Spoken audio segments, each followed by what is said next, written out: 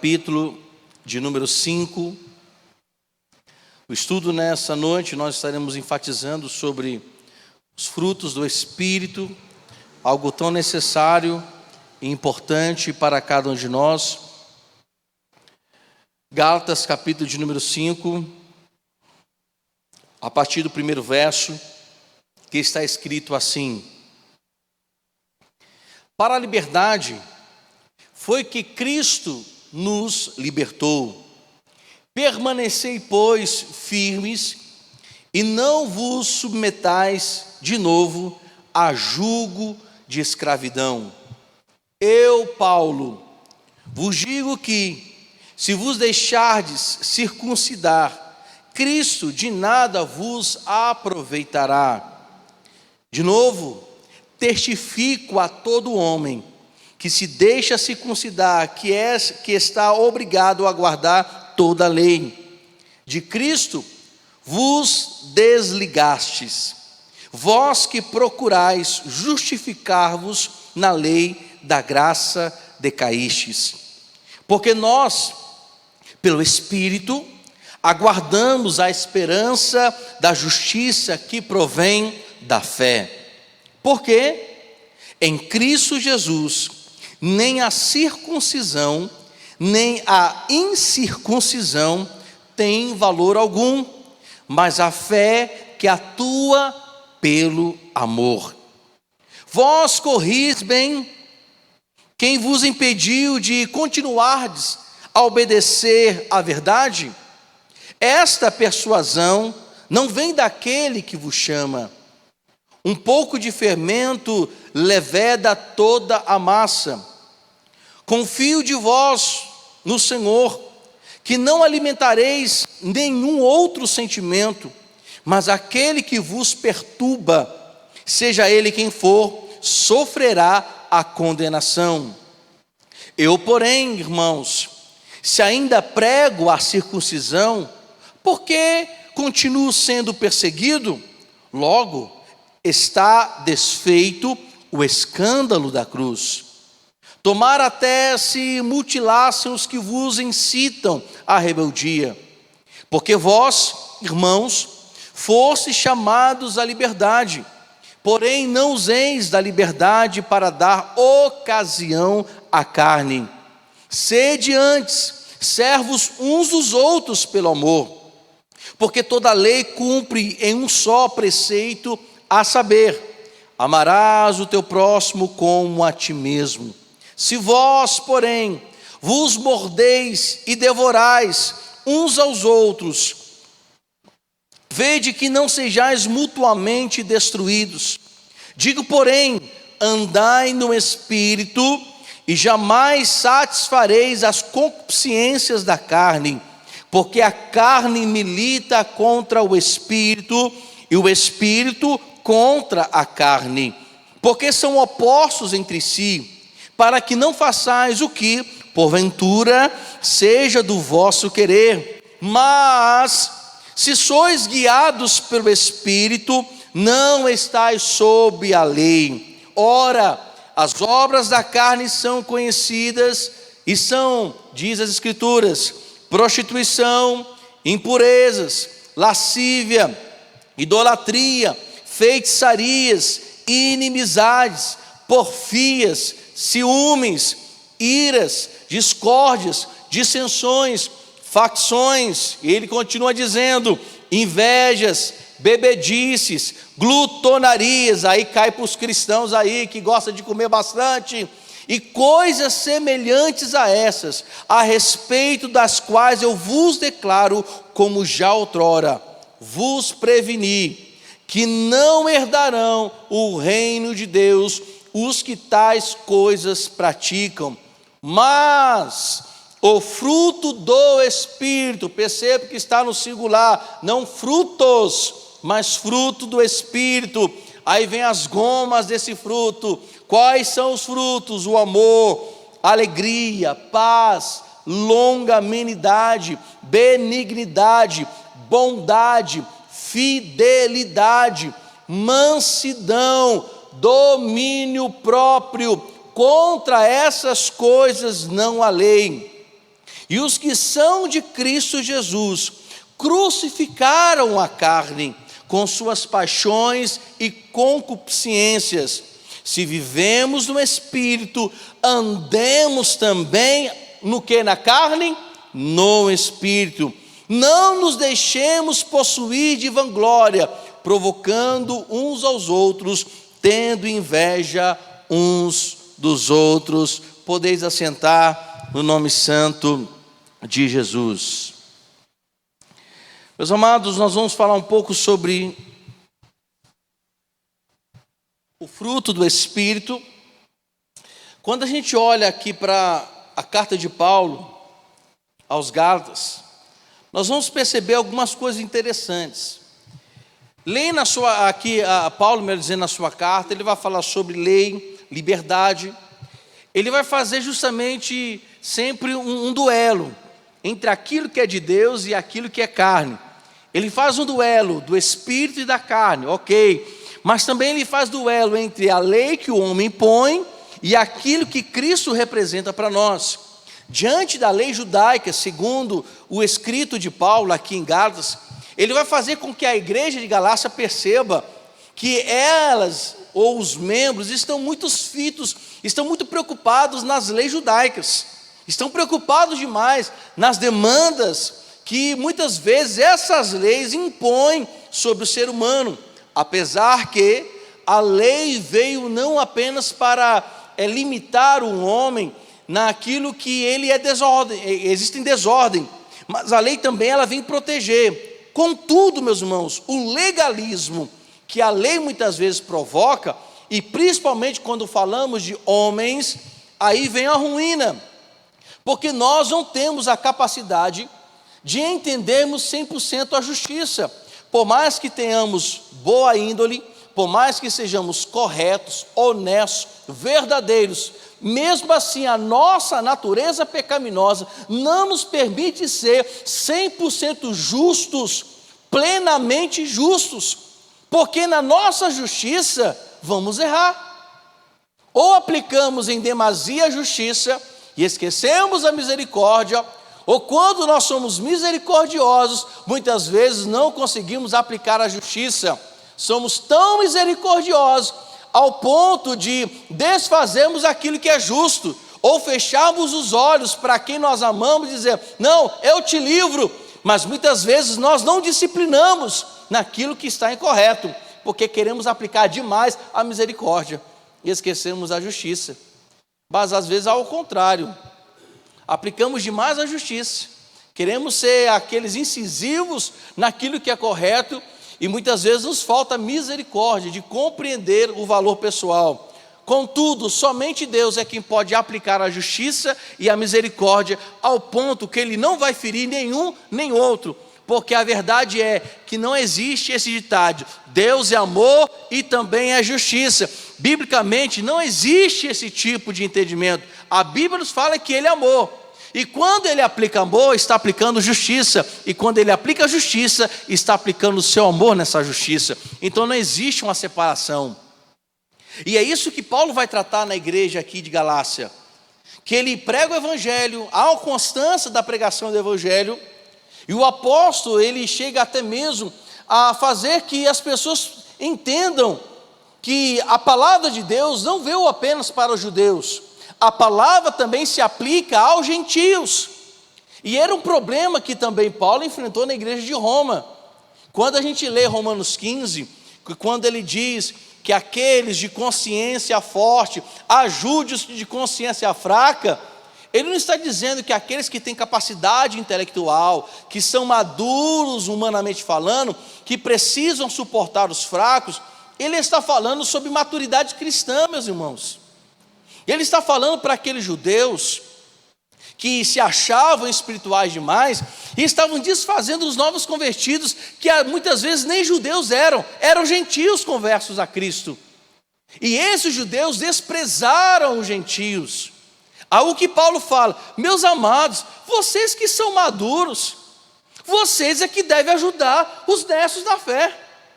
Não é provocar o escândalo sobre eles, colocar um jugo que eles não podem suportar, porque os irmãos da igreja de Roma cobravam a espiritualidade de gente nova que ainda nem tinha conhecimento de fato da palavra de Deus. É como eu chegar para o meu filho que tem 10 anos e falar: meu filho, toma aqui a chave do carro, eu vou dormir e você vai dirigir na autoestrada.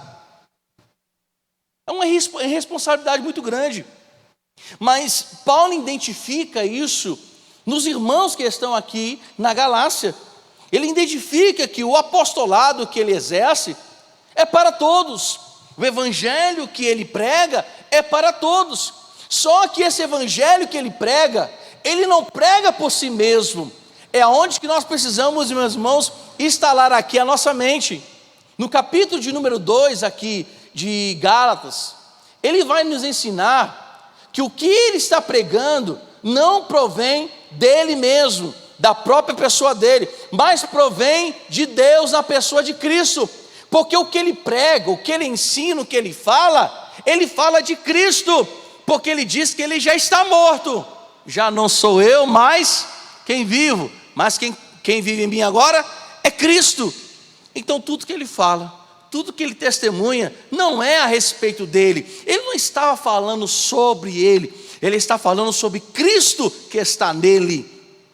E que eu acho interessante, meus irmãos, que muitas vezes nós queremos pregar o que nós somos, não o que Cristo é sobre nós e em nós. Às vezes pregamos quem nós somos. É evidente que nós falamos quem nós somos a partir de Cristo. O testemunho que nós damos é a partir de Cristo. Porque se formos testemunhar a partir de nós mesmos, escandalizamos, falamos coisas que não devem, porque a carne é o homem falando. Mas quando Cristo faz parte da vida dessa pessoa, essa pessoa está morta. Eu estava numa das nossas congregações, eu acho que alguns irmãos vão identificar, aqueles que conhecem profundamente. Aí de repente o irmão chegou assim para mim e falou assim: pastor, tem um fulano aí que diz que você é o primeiro da lista para a morte. Eu falei assim: como é que o cara pode matar quem já está morto? Como é que a gente pode matar quem já está morto? Certo dia, conversando com um pastor, ele também assim estava bem eufórico, meus irmãos, devido a uma situação, e estávamos aconselhando isso já tem muitos anos. Aí esse pastor falou: o negócio vai ficar feio. Eu falei assim: meu filho, tu está morto há quanto tempo? Ele não entendeu. Como assim? Tu está morto há quanto tempo? O que está falando, pastor André? Eu estou falando de conversão. Porque o dia que confessamos Jesus Cristo, nós morremos ali. A gente morre ali. Não existe mais. É claro que a gente vive ainda. Mas eu quero que os irmãos entendam, espiritualmente falando, é que quando nós confessamos Jesus Cristo como Salvador, nós morremos. Já não existimos mais. Somos novas criaturas. E é isso que Paulo está dizendo. Que ele está pregando, testemunhando, não da parte do Paulo, homem. Não da parte do homem que era cruel, perseguidor, malfeitor. Um homem, meus irmãos, carrasco, que tinha a lei judaica como fosse regra maior do que a pessoa do Espírito Santo. Mas aqui ele entende, ele fala para a igreja da Galácia, que não é ele quem vive. As ações que ele vive, mesmo vivendo na carne, ou seja, vivendo neste mundo, ele vive em Cristo, ele vive testemunhando Cristo, ele vive para Cristo. Por isso que ele diz: já não sou eu mais quem vivo. Verso 20, capítulo 2: logo já não sou eu quem vivo, quem está vivendo em mim é Cristo. E o viver que eu vivo nessa vida social, nessa vida física, nessa vida humana, entre as pessoas que eu vivo, meus irmãos, mas pela fé do Filho do nosso Deus, quem me amou e se entregou por mim. Observe que antes dele chegar falando sobre o fruto do Espírito, antes dele mencionar sobre as características do fruto do Espírito, porque Paulo em Gálatas 5, ele está mencionando o caráter de Cristo em nós. Então ele faz um dualismo aqui. Quem é de Cristo tem o caráter do fruto do Espírito, mas quem não é de Cristo, o seu caráter é no fruto da carne. Mas para chegar até esse capítulo, ele primeiro discorre um caminho que deve se chegar até lá. Como é que eu posso ter o fruto do Espírito se eu não estou morto em mim mesmo? Se Cristo não vive em mim? Porque só podemos receber o fruto do Espírito se tivermos o Espírito e se confessarmos a Cristo. Então é isso que ele explica, é isso que ele está trazendo, ao ponto, meus irmãos, que ele faz uma explicação, ele entra na história de Abraão, para que eles pudessem entender que a justiça do homem, o que o homem crê na justiça, ele é falho, ele é limitado, mas a lei, quando morre em Cristo, Cristo é que nos dá de fato um verdadeiro sentido de como nós devemos obedecer aos mandamentos de Deus. Não é à toa que o que nós lemos no capítulo 5 também vai fazer referência ao capítulo de número 4, porque quando ele fala sobre o poder da carne, para depois mencionar o fruto do Espírito, nesse dualismo aqui, ele está mostrando que no capítulo 4, que para recebermos o fruto e abdicarmos do poder da carne, precisamos estar também filiados a Cristo Jesus, aonde que ele vai explicar no capítulo de número 4. Então observe bem, ele está colocando, ou vocês vivem a lei do homem, que é uma lei falha, mesmo que ela possa mencionar a palavra de Deus, os caminhos do Senhor, mas a lei, ela não tem proveito. Aí Paulo, ele usa um exemplo claríssimo sobre ter vida com Deus, porque os judeus entendiam o seguinte, que a circuncisão, humanamente falando, fisicamente falando, é o que tornava uma pessoa filha ou nação de Israel. A circuncisão é que tornava o homem dessa posse de que são de Deus. Mas que Paulo está dizendo, meu querido, Jesus Cristo está preocupado se você está circuncidado fisicamente ou não. Isso é um tratado humano. Apesar que os judeus criam que era a partir da circuncisão que o homem fazia parte desse reinado de Deus, o reino de Deus. Mas Paulo está dizendo, meu filho, não é questão física, não é a circuncisão física, não é ou circuncisão, não é isso que vai tratar você como filho de Deus. O que nos faz ser filho de Deus é quando Cristo faz parte de nós através da nossa confissão dos pecados, o arrependimento, alcançando a misericórdia, o seu Espírito selando o nosso coração. É isso que nos torna de fato filho de Deus, não é circuncisão humana não. Só que tem gente insistindo. Quando a gente olha para Saul, que Saul queria sacrificar, achando que era o sacrifício que faria Israel vencer. Aí Samuel que diz para Saul, meu filho, Deus não quer sacrifício não, Ele quer obediência. Olha a diferença, ele achando que o sacrifício de fato é que levaria o homem a ser vencedor em Deus, e Deus daria a sua vitória a partir do sacrifício. Mas observe bem, Samuel fala, não é o sacrifício. Observe bem, por que não é o sacrifício? Porque muitas vezes os sacerdotes morriam dentro do Santíssimo Templo, quando Deus não aceitava o quê? As orações, a intercessão do sacerdote, em meio àquele povo sujo, pecador. O sacerdote morria no Santíssimo Lugar. Não era à toa que andava com a cordinha amarrada na cintura, com um sinozinho, para ver se estava vivo, aí puxava quando estava morto. Não é essa circuncisão que Paulo está falando, a circuncisão humana. Ele está falando sobre sermos selados, que Cristo é de fato o princípio de todo o andamento para se chegar a Deus. Cristo é o princípio do verdadeiro mandamento que devemos obedecer. É a partir de Cristo que nós entendemos a validade dos mandamentos divinos. Não é fora de Cristo, é em Cristo Jesus, é a partir de Cristo Jesus. Então, meus irmãos, eu quero dizer para vocês que não existe obediência plena se não for por Cristo, porque a nossa natureza pecaminosa é contra Deus, ela é contra tudo que Deus fala, o que Deus diz. ao ponto da nossa natureza despreza o quê? Despreza o arrependimento, a nossa natureza pecaminosa despreza a santidade, despreza a oração, despreza jejum, despreza a meditação na palavra, porque a nossa natureza pecaminosa é tudo quanto se diz Deus. Aí Paulo, explanando aqui, e ele é tão incisivo, meus irmãos, que ele chega a falar que muitos acham que vivem em liberdade. Liberdade? Que liberdade é essa?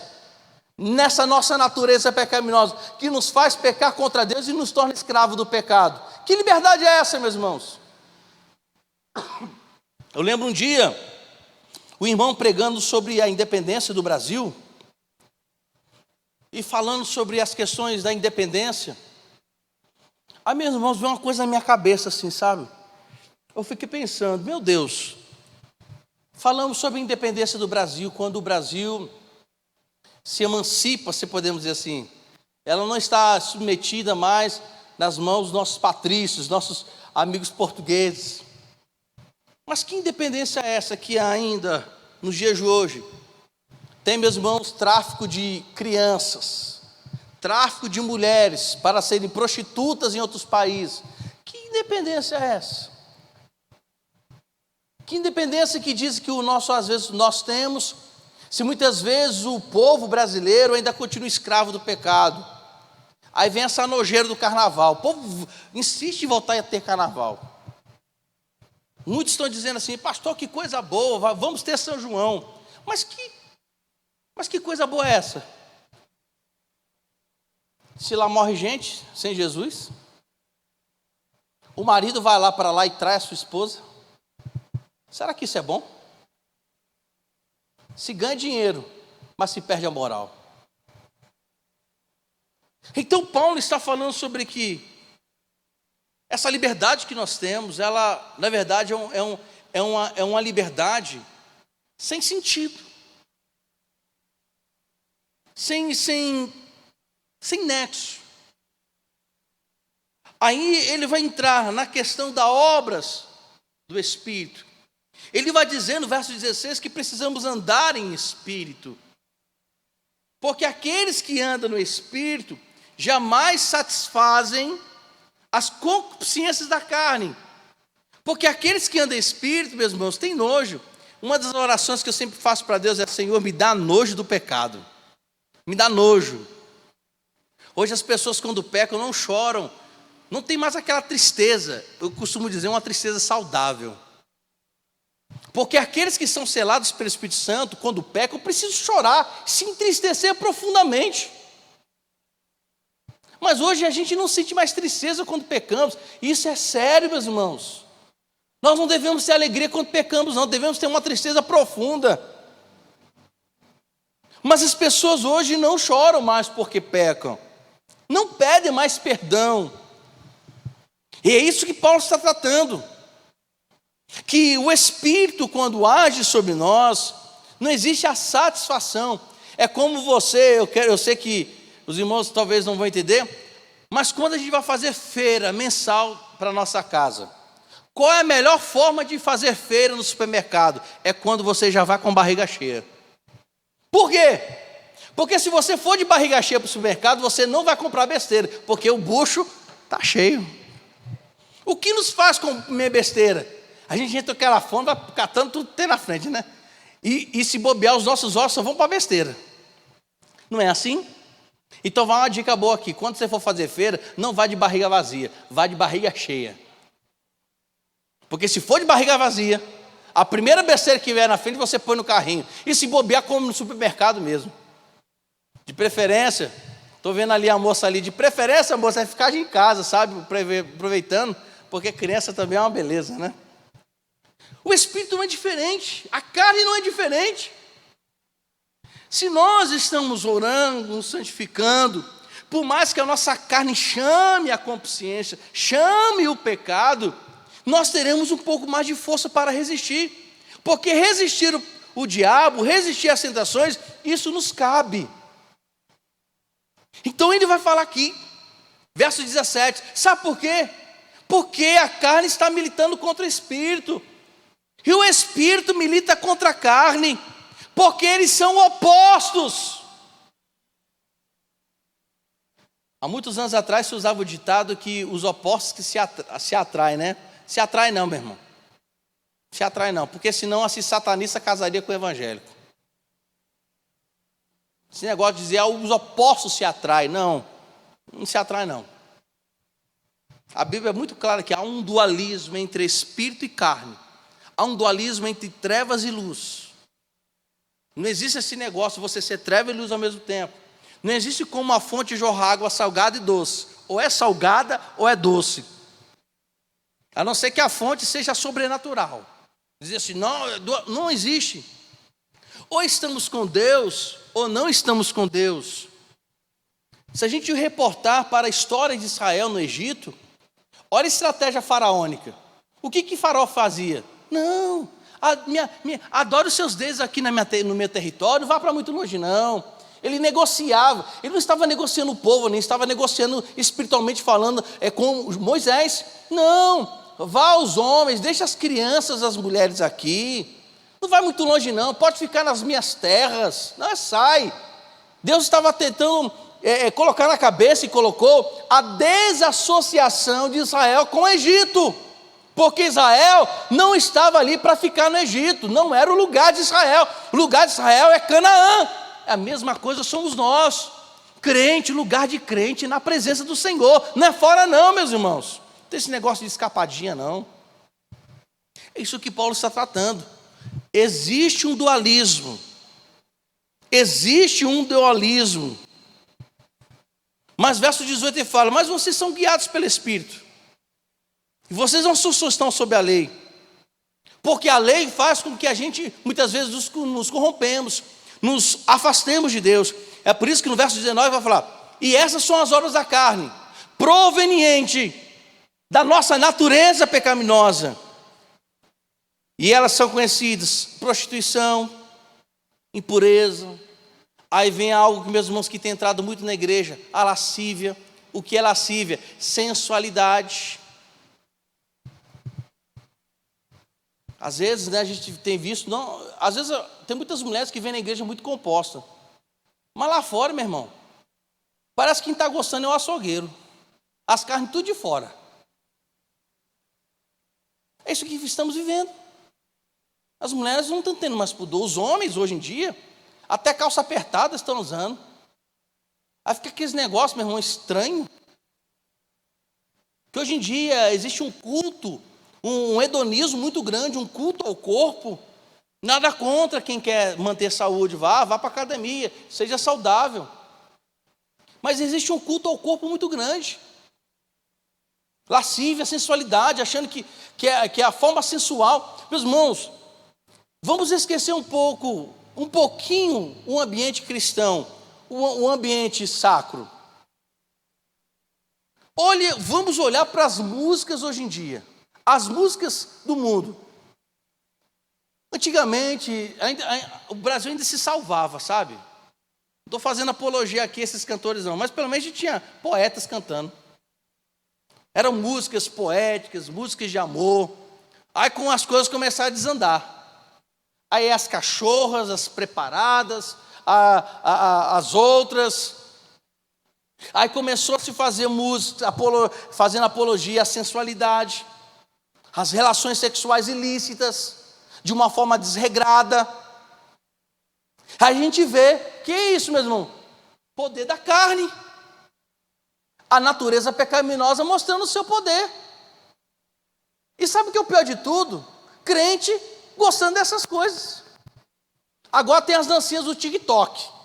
Minha irmã Miriam, eu vi uma igreja evangélica que as meninas estavam dançando dancinha de TikTok com música evangélica. Eu falei, pronto, agora deu tudo.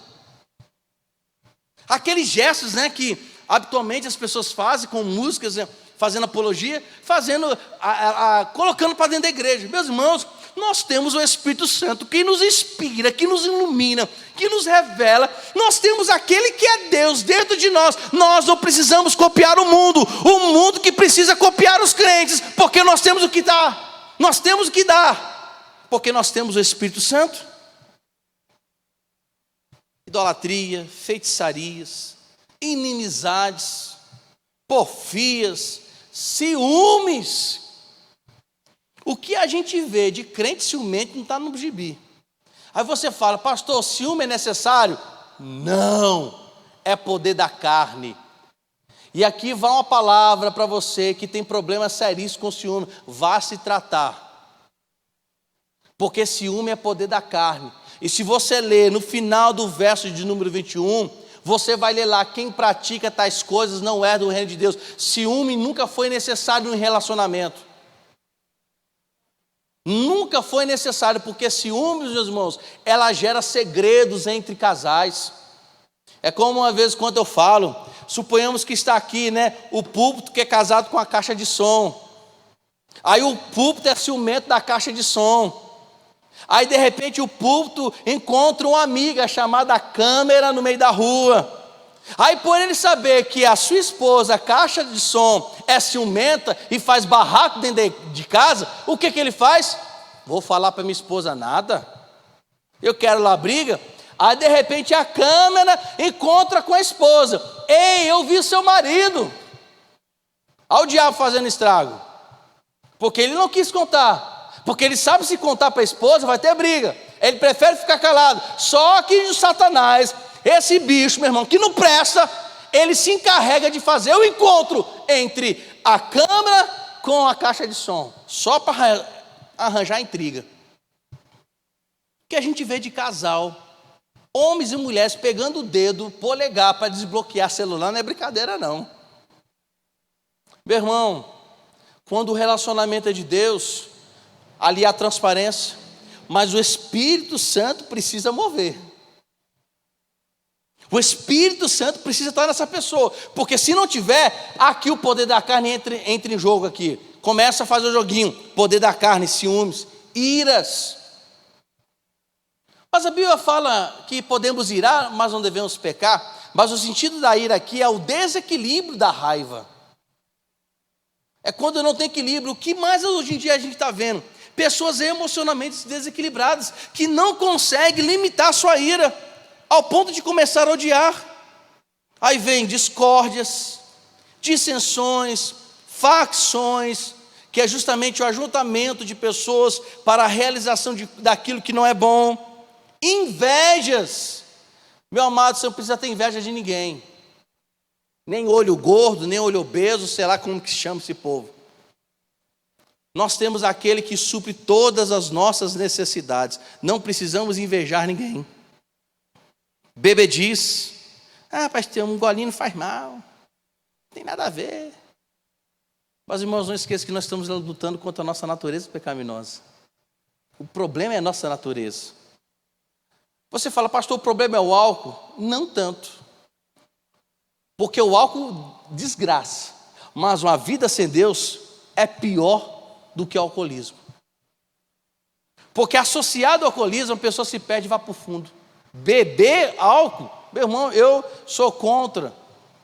Eu sou contra, é uma coisa particular minha. Eu sou contra, porque estamos lutando contra uma natureza que é fraca. Alguém já perguntou para mim, pastor, o senhor bebe vinho? Meu irmão, nem vinho eu bebo, graças a Deus, porque além de eu ter gastrite com vinho, eu quero dar exemplos para aqueles que estão fracos nessa área, dizer, não, meu irmão, não faz isso não, porque eu não bebo. Mas pastor, e aí? Eu falei assim, meu irmão, eu não quero de forma nenhuma abrir uma brecha para que a minha natureza pecaminosa me jogue ao ponto de me tornar fraco nessa área.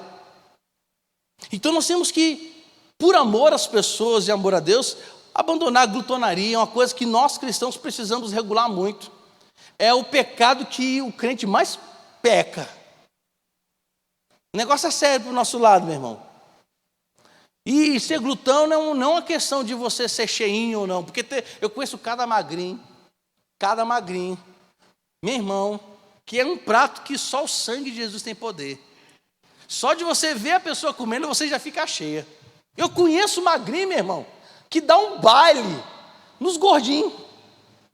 Não é uma questão de você fisicamente estar cheio ou magro, é a questão do descontrole. Quando estamos, porque às vezes, nós por problemas de saúde, porque alguns estão tomando remédio, alguns por questões emocionais, afeta o corpo, ou para mais magro, ou para mais gordinho. Às vezes somos afetados, muitas vezes por algumas questões emocionais, por algumas questões que às vezes isso interfere na nossa saúde.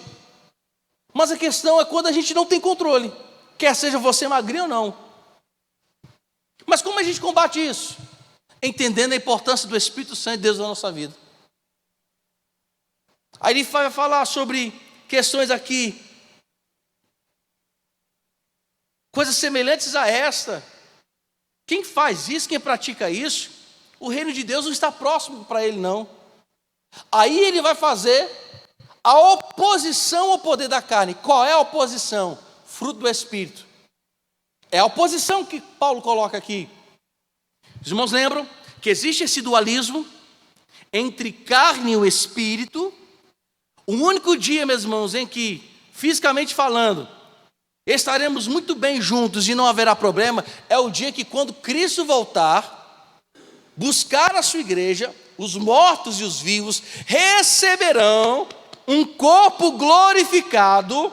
Aí o Espírito, o folho que Deus nos deu, que é o Espírito, juntamente com essa matéria, viverão eternamente com o nosso Deus e celeste Pai. Será o dia da junção perfeita, é Deus restaurando o original. Mas até lá, meus irmãos, existe oposição entre o nosso desejo da carne, por causa da nossa natureza pecaminosa, e também a questão espiritual. Então ele vai colocar, ele vai dizer que precisamos ter amor, que o sentido aqui é uma afeição profunda, uma afeição à pessoa. É algo profundo que é desenvolvido. Só que essa palavra, ela está associada ao amor de Deus, não ao amor de pessoa. Porque o nosso amor, por maior que seja alguém, ele também é falho. O amor da mãe também falha. O amor entre marido e esposa, um dia pode falhar. Mas ele fala que por ser um fruto do Espírito, é um amor de Deus. Então eu consigo amar a Deus de forma profunda, de forma plena. É o desejo ardente de amar a Deus acima de todas as coisas. Isso é fruto, meus irmãos. Ao ponto de que você abandona o pecado, deixa o pecado, porque este fruto do amor ao nosso Deus é tão intenso que eu procuro satisfazer a vontade de Deus. Mas para satisfazer plenamente a vontade de Deus, eu preciso ter essa goma desse fruto que é o amor.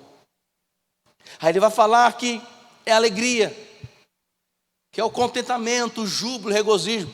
Entenda bem, meus irmãos, que esse fruto, ele não está relacionando a paz, a nossa paz com o mundo. Ele está dizendo que a nossa alegria, ela será plena em Deus. Uma das questões que muito nós temos visto nos dias de hoje, é que as pessoas estão perdendo a alegria com Deus. Então esse fruto, ele não está falando, se associando a uma alegria de homens, porque estamos em guerra neste mundo.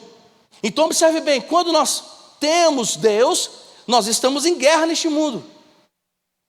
Jesus Cristo disse que seríamos odiados. Mesmo que nós queiramos paz com essas pessoas, nós seremos odiados. Mesmo que Paulo mencionando a igreja de Roma, dizendo, olha, se a paz depende de você, então tenha paz. Se você tem briga em casa, se depender a paz de você, então tenha paz, em nome de Jesus.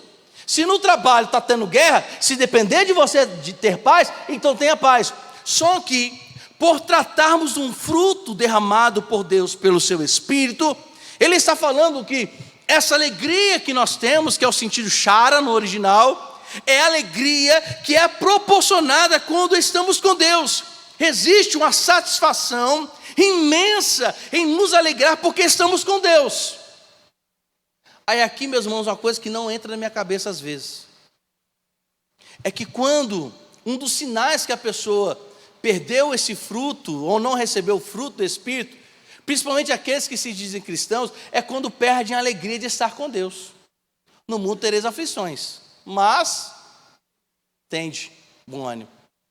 Então Paulo está tratando não de uma alegria, de uma alegria, de um contentamento apenas entre irmãos. Ele está falando do contentamento com Deus, de uma alegria provocada pelo Espírito Santo com Deus. Eu me alegro em Deus, independente do que Ele me dá, do que Ele quer me fazer ou não, eu estou alegre em Deus. Eu me sinto satisfeito em Deus. Eu não preciso de mais nada, porque estou satisfeito. Isso gera alegria. Aí nós vamos entender o que Salomão, escrevendo aos Provérbios, diz que o coração alegre é um bom remédio, que o coração alegre aformoseia o rosto, porque é isso que faz. Quando nós temos a alegria de Deus, o nosso rosto é diferente, mesmo sendo velho, mas é diferente. Você vê essas pessoas que vivem em pecado, meu irmão. Você já parou para pensar como é que o pecado envelhece a pessoa precocemente? Já parou para pensar nisso? Tem pessoas que, eu acho que é mais novo do que eu, uns 30 anos, mas tem cara de mais velho do que eu. Conheço gente de 20 e poucos anos, meu irmão, que está mais mal acabado, como diz os mineiros, do que eu. Está mais avacalhado, como diz os mineiros. Uma coisa triste. Porque o cristão, meus irmãos, é um hábito cristão estar alegre em Deus, porque ele está satisfeito em Deus. E a satisfação que temos em Deus gera em nós alegria. Independente como nós temos um hino do Salmozinho, mesmo dependendo seja em casa ou em Tapera. Senhor? É céu ali, obrigado pela complementação. Não importa se está na praia ou se está num sítiozinho, tendo que olhar para os bichos, ele se sente satisfeito, alegre, porque é Deus quem satisfaz a vida dele, ele sente alegria. É evidente, meus irmãos, que cada um tem uma forma de expressar alegria. Alguns, evidentemente, o rosto é um pouquinho mais fechado, alguns são mais quietinhos, são mais retidos, mas não significa que a pessoa vai ficar com cara emburrada o resto da vida, porque o Senhor Deus, através do seu Espírito, nos dá essa gominha chamada alegria, e eu vivo em satisfação com Deus, porque Ele é a minha alegria. Volto a dizer, isso é enfático, independente do que Deus me dá, existe alegria em meu coração em ter o Deus Todo-Poderoso na minha alma. Aí teremos paz. A paz aqui que Paulo está falando, é uma paz, meus irmãos, que se refere fundamentalmente a uma paz com Deus.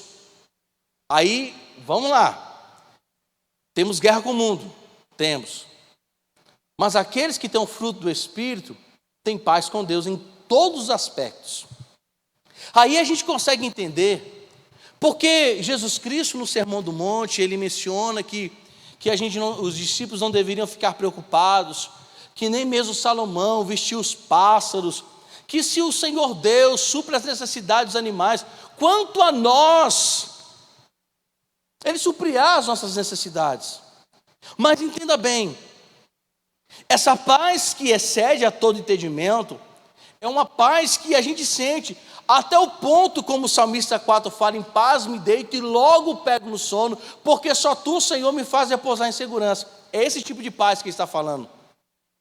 É a paz que, mesmo sabendo que você está em guerra com o mundo, você está em adversidade com o mundo, você está em luta contra a carne, em luta contra os problemas, mas existe paz no seu coração. Meus irmãos, tem muita gente que está precisando desse fruto, porque não dorme direito, porque estão incomodados demais. É evidente que Paulo fala que nós não devemos nos conformar com este mundo, mas Paulo não diz que a gente deve perder a paz e não nos conformar com este mundo. Não deve existir a conformidade com o mundo, mas ele diz que possivelmente podemos ter paz. Não, ele diz que nós temos paz, porque é um fruto do Espírito. Meu irmão, se você está sem paz, então está na hora de você buscar esse fruto. Mas ele é feito, é tranquilidade, é sossego. O sentido aqui é descanso mesmo. Sabe o que é descansar em Deus? Eu já dei até um exemplo. É como essa paz que a gente sente, é como uma mãe que acabou de ter um filho recém-nascido e precisa viajar urgentemente, mas não pode viajar com seu filho. Aí ele pega o recém-nascido, coloca na mão da sua melhor amiga e diz assim: cuida do meu filho, quando voltar eu pego ele. É a mesma coisa com Deus, meus irmãos. É saber que estamos nas mãos de Deus e descansar nele, ficar tranquilo. Ficar tranquilo aqui não significa que a gente vai ser preguiçoso, porque Deus não tem conivência com preguiçoso. Se você acha que Deus vai abençoar preguiçoso, você está subitamente enganado. Porque Deus nunca é preguiçoso, nunca foi preguiçoso, ele nunca dormiu. Vai ter com a formiguinha o preguiçoso, segundo Salomão escreve em Provérbios.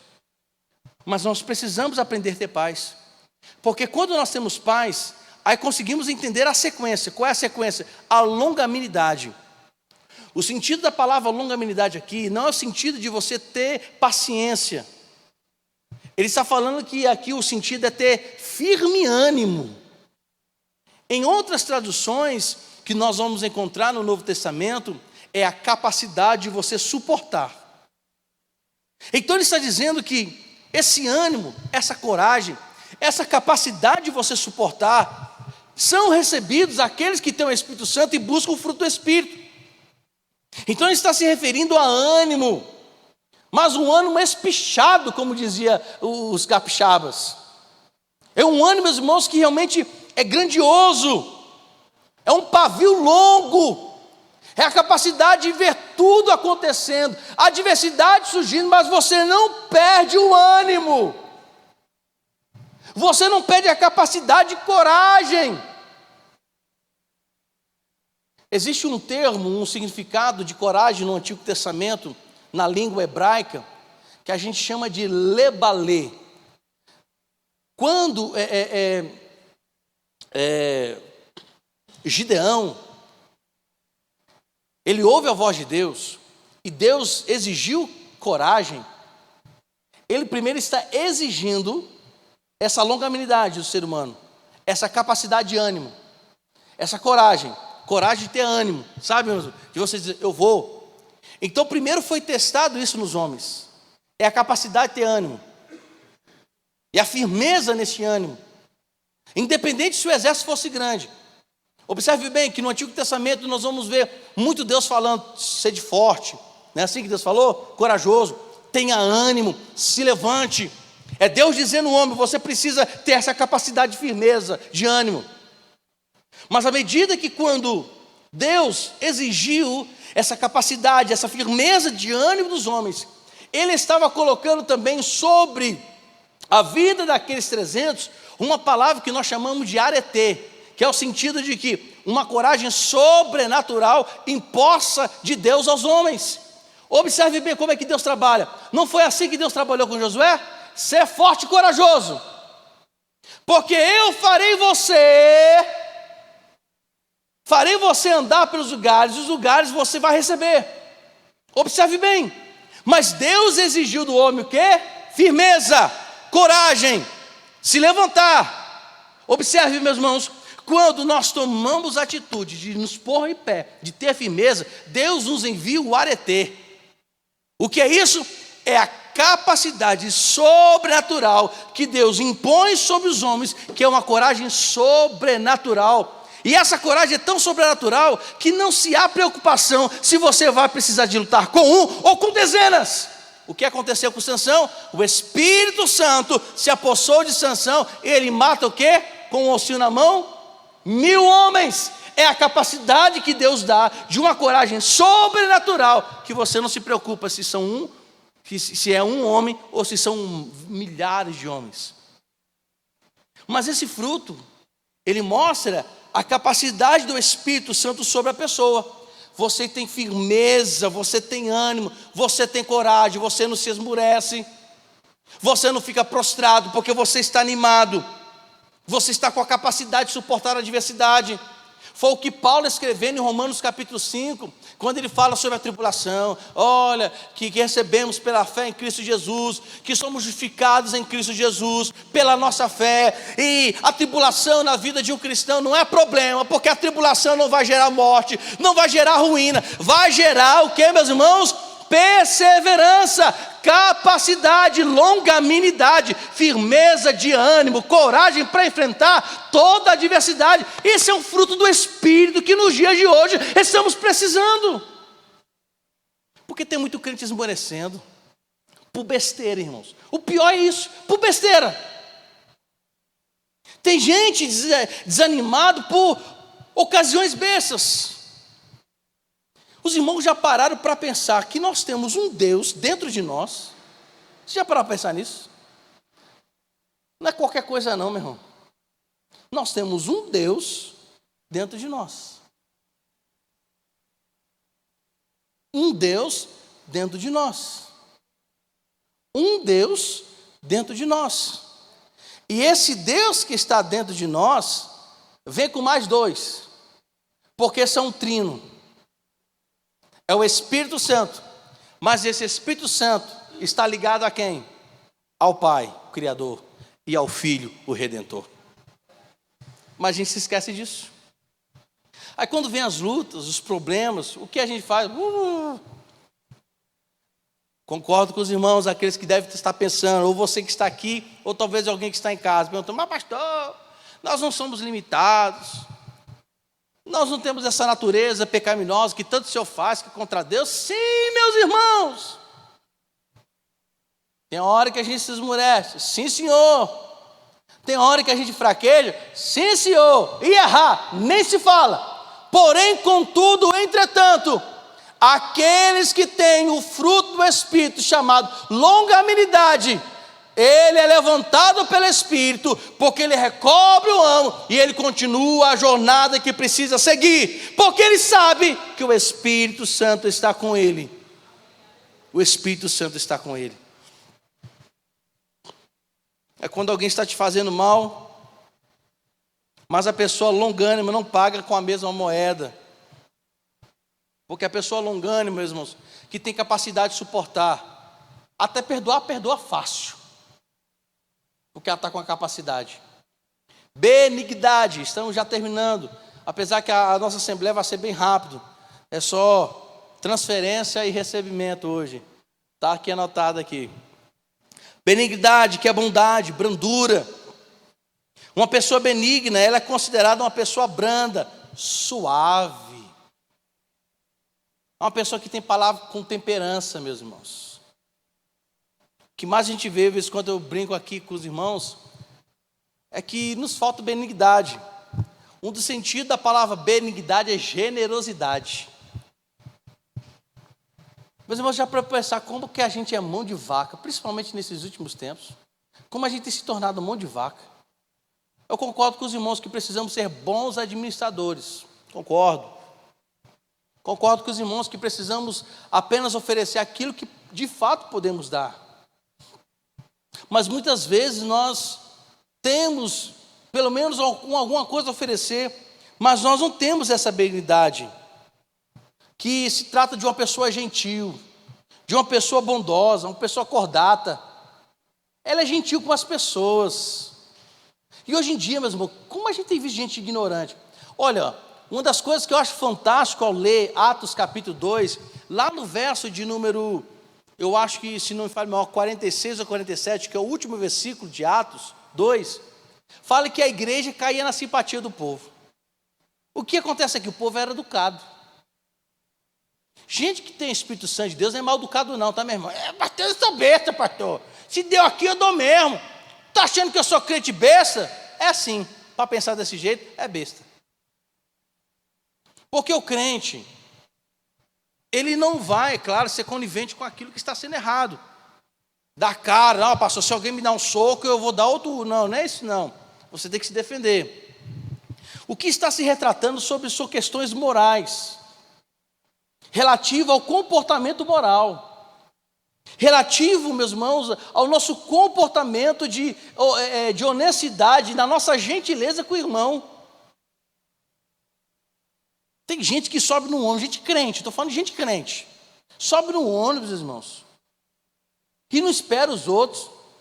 Eu conheço jovem, irmão, que se assenta no lugar do velho.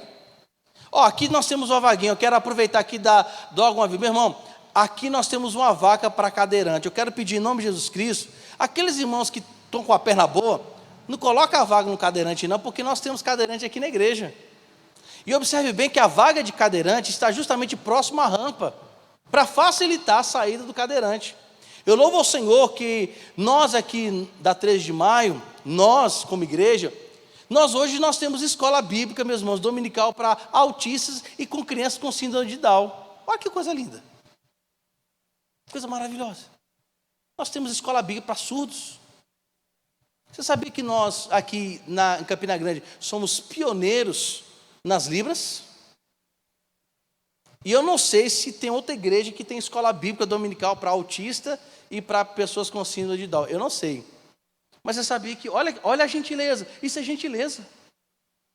Isso é você compadecer com o sofrimento, com as limitações, ou até mesmo com as debilidades dos outros. Mas isso é um fruto do Espírito. Como a bondade, que é a qualidade do que é bom, uma pessoa de boa índole, uma pessoa que procura sempre fazer o bem, uma pessoa que tem princípio de energizante, como de vez em quando o nosso pastor Moisés ele fala, né? Energizados, né? Aquele jeitão dele, né? Energizados. Eu falei com ele, só falta o pulinho para dar uma complementação. Mas a pessoa que tem esse fruto é uma pessoa que justamente tem um coração bondoso ao ponto de oferecer a sua bondade. É uma pessoa que se sente bem em fazer também o bem. Aqueles que têm o fruto do Espírito são pessoas fiéis. E quando nós falamos sobre fidelidade, estamos falando sobre lealdade. E é tão bom conhecer alguém, meus irmãos, leal. E está tão difícil hoje conhecer gente leal, não está. Quando você acha que você compartilhou alguém para alguém, você esqueceu que o seu amigo é um fofoqueiro também.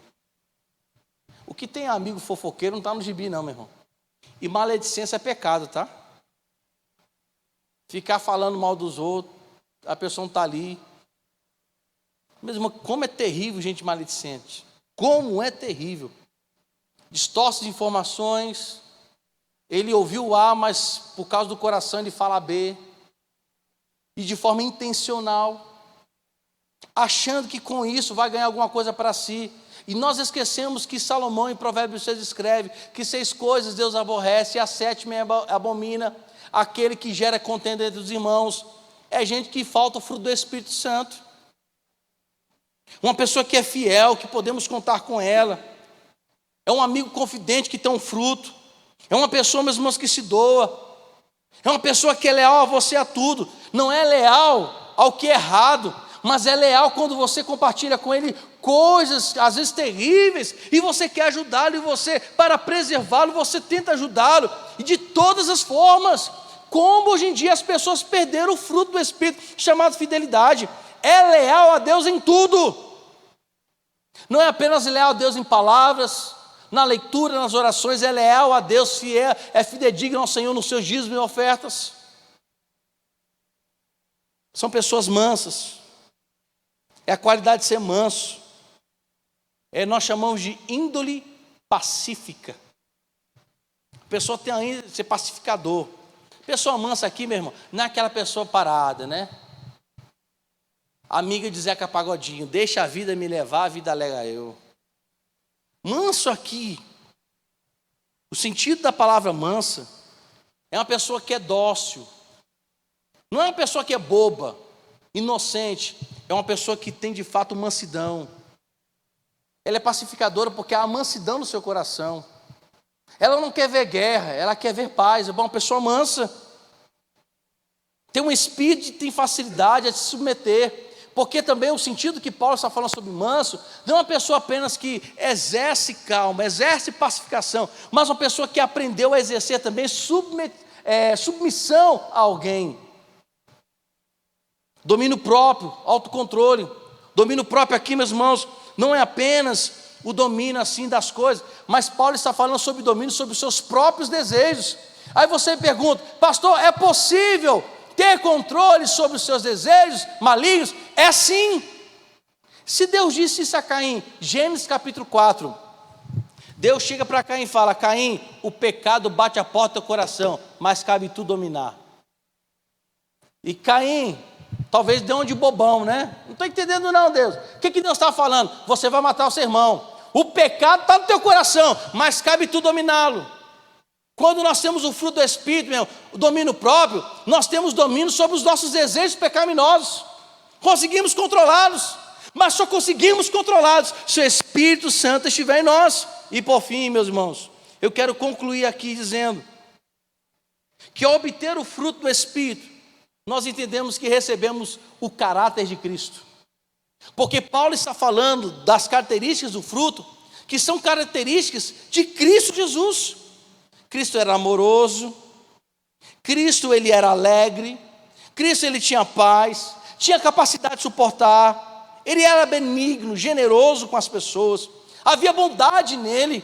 As pessoas iam contra ele, fazendo mal, fazendo aquilo que era correto, e Jesus respondia com o que era bom. Até na cruz ele disse: Senhor, não os impute-lhes, ó Deus, eles não sabem o que fazem. Fruto do Espírito, bondade, longanimidade, benignidade, bondade, fidelidade, lealdade, mansidão, uma pessoa que exerce mansidão, uma pessoa que exerce domínio próprio, características de Cristo. E ele fala que essas pessoas obtê-la, as pessoas ao adquiri-las, certamente tem o reino de Deus à sua espera.